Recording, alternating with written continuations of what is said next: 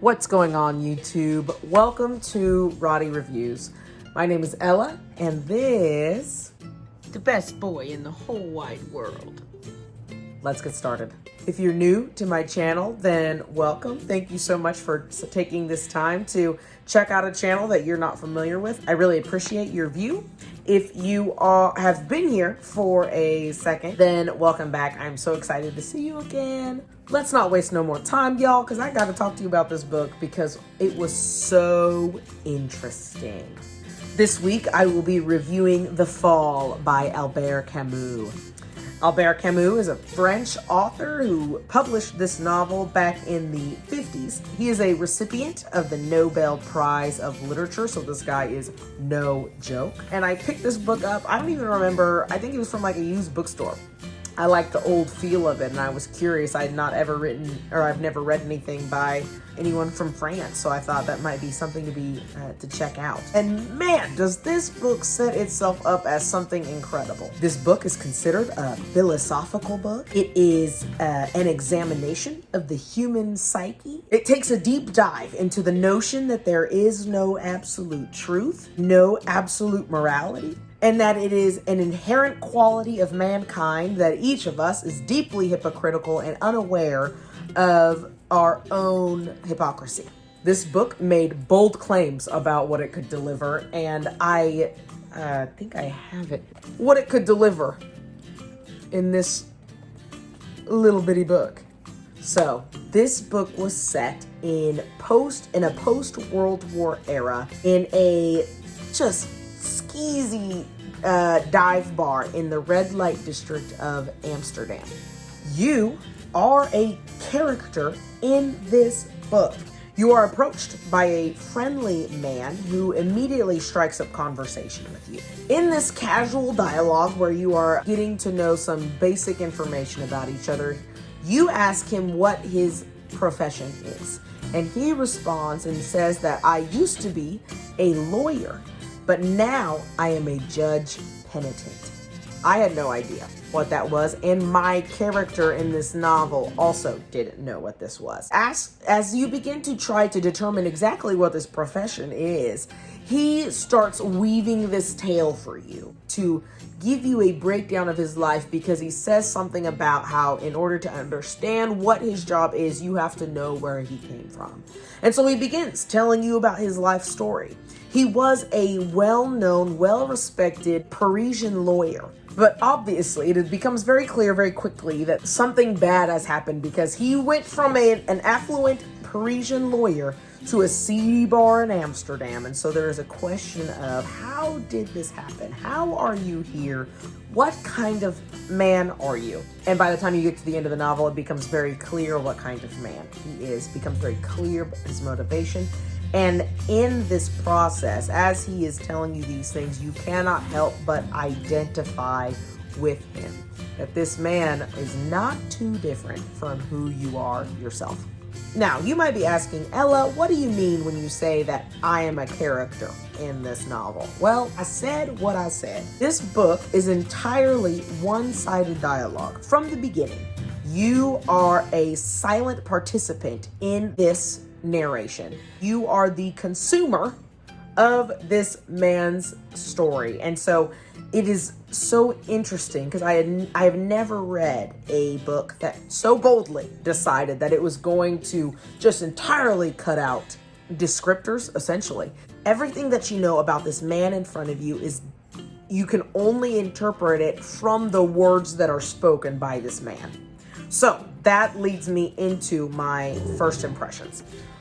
When I realized that the entirety of this book was a one-sided monologue, I was shocked. I was shocked, and I was a little suspicious, and I couldn't help but think, man, am I even going to enjoy this book at all? It is just so different from what I'm familiar with. You know, what a bold move of this author. I was also immediately, from the first page really, suspicious of this narrator. Because once I realized that the only thing I could consume was his words, his perspectives, I didn't even have the luxury of like the author going in and saying, you notice that his eyebrow raises, or, he nervously twitches. You had none of that. It was only his words that you could base your analysis of him from. So he was so sus, y'all. I didn't trust him from the beginning. But in my suspicion, I couldn't help but categorize that as a pro. An unreliable narrator, a suspicious narrator, always makes for a more intriguing story to me, because it requires more active thinking. You know what I'm saying? Where you have to look at what this guy is saying and really see if you can line it up with what he said in the past. Is he being consistent? Are there inconsistencies? Does he know that there are inconsistencies in what he's saying? And so unreliable narration is always something that is interesting to me. And man, from the beginning, he was really building himself up. I'm a warrior for the people. I stand for the widow and the orphan. I love to assist the blind. I'm these incredible things. I will do X, Y, Z. I had a great reputation. This guy had a very high opinion of himself. And so from the beginning, you're already kind of getting a feel for who he is just because of the inflated view that he had of himself, or what I perceived as an inflated view of himself. The next pro that I had for this book, oh my gosh, when they said that this was a philosophical book, an examination of the human psyche, they were not kidding. It was so easy to judge him, right, for who he was and how he was behaving and what led him to Amsterdam, until you really could identify, if you could self-reflect in it. I was really seeing a lot of myself in this man. It was such a crazy realization to realize that the things that I was judging him for are things that I do on the regular, y'all. I am constantly out here being hypocritical, which was a point of this book. And it was interesting watching, because as I came to these conclusions, he was also coming to these conclusions about what mankind is all about. And so his conclusion, because human beings are this way, because these are the truths that I have identified, these truths that I'm basing my reality on, this is my conclusion. It was an interesting path to follow him on. The next pro that I had for this book was the slow burn of it, man. You could feel, from the beginning, when he really began talking about who he was and where he came from the beginning of his story, you could feel the underlying tension.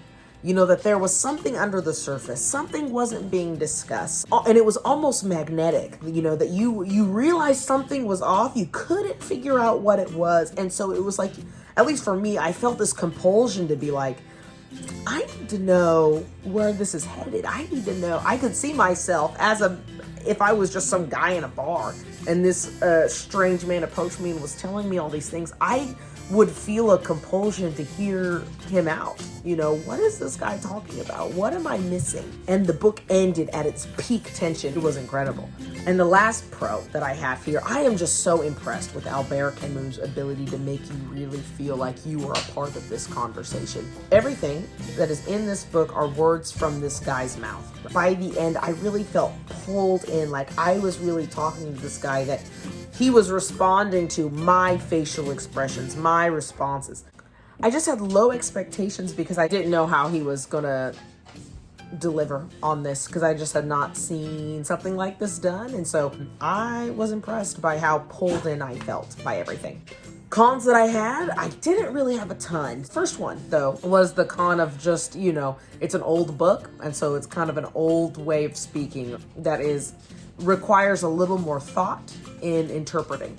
As a 21st century reader, right? It was written in the 50s, and they talk different back then. So that's a con, but I feel like it barely counts. You should know what you're getting into, kind of, when you're reading an older book. So that's a con, but kind of barely. And then the second con kind of goes together with that. Because it's an older book, I ended up reading probably 90% of this, or listening to 90% of this on audiobook. Audiobook is not my favorite medium to consume books on, but because of the old style of speech, being able to hear the inflection and hear where he was putting emphasis and how he was pausing and everything. That really helped me understand what was being said in the books. You know, sometimes it's hard to understand the flow of a sentence, you know. So a con was that it was an audiobook because it's not my favorite, but it worked out in the end. So I'm not too mad about it, you know. For my rating of this book, I gave it a 4-star rating. The way the book ended was almost sinister and so interesting, being able to identify so much of myself in this guy. And I see why this guy got a Nobel Prize out of his career.